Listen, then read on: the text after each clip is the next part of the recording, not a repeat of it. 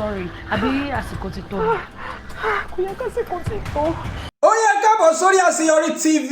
A fẹ́ sọ̀rọ̀ lórí Ìyá Ìta Part 3. Gbogbo ẹ̀yin tẹ́ mẹ́sẹ̀jì wa tẹ́ sọ wípé Àṣeyọrí TV ẹ bá wa sọ̀rọ̀ lórí Ìyá Ìta Part 3 wípé ẹ lè wait láti wo sinimá yẹn, ẹ fẹ́ wo bí tó máa end sí. Ọ̀pọ̀lọpọ̀ ló ti ẹ pariwo pé justice for Lateef Adedimeji nítorí pé nǹkan tí Mobimpe fojú wọn rí inú fíìmù yìí ló ń lọ wájú yẹn. Fún ìdí èyí ọ̀pọ̀lọpọ̀ ló wá wà ìgà láti wo Part 3. Gbogbo ẹ̀yin tí ẹ fẹ́ wo Part 3 ẹ máa drop ẹ̀ sí comment section wípé drop Ìyá Ìta Part 3 nítorí pé kí ni ó gáyàtà gan. Ẹ jẹ́ ká sọ̀rọ̀ lórí 1 and 2 kó tó di pé a sọ déètì tí Part 3 máa jáde fún gbogbo ẹ̀yin olólùfẹ́ wa, ẹ̀yin tí Àṣeyọrí TV.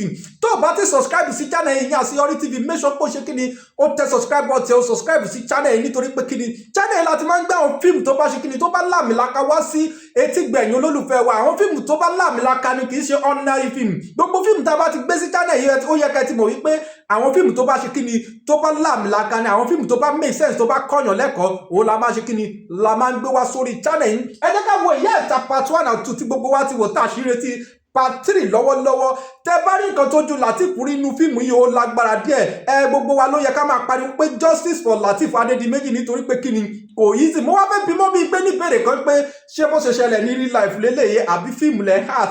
Ṣé nígbà tẹ́ lóyún àwọn ìbẹ́ta wa ẹ̀jọ̀ ṣé ohun tẹ́ fojú Lateef rí lélẹ́yẹ?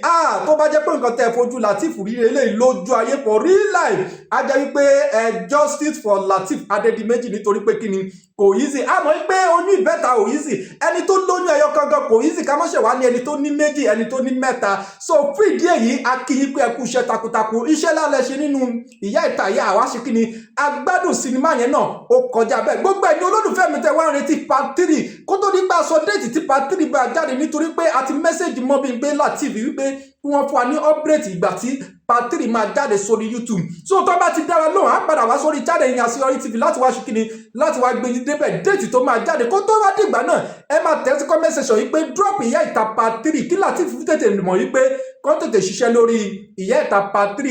Ẹ máa ṣe kí ni ẹ máa tẹ̀ sí comment section wípé drop Ìyá Ìta Part 3. Láìpẹ́ láì jìnnà á padà wá sórí ìkànnì ìyẹn Àṣeyọrí TV láti wá sọ déètì gangan tí Lateef Adedimeji àti Mobimpe máa rìlíìsì Ìyá Ìta Part 3 tá a máa wo nǹkan tó tún máa ṣe kíni tó tún máa sub nínú Part 3 yìí.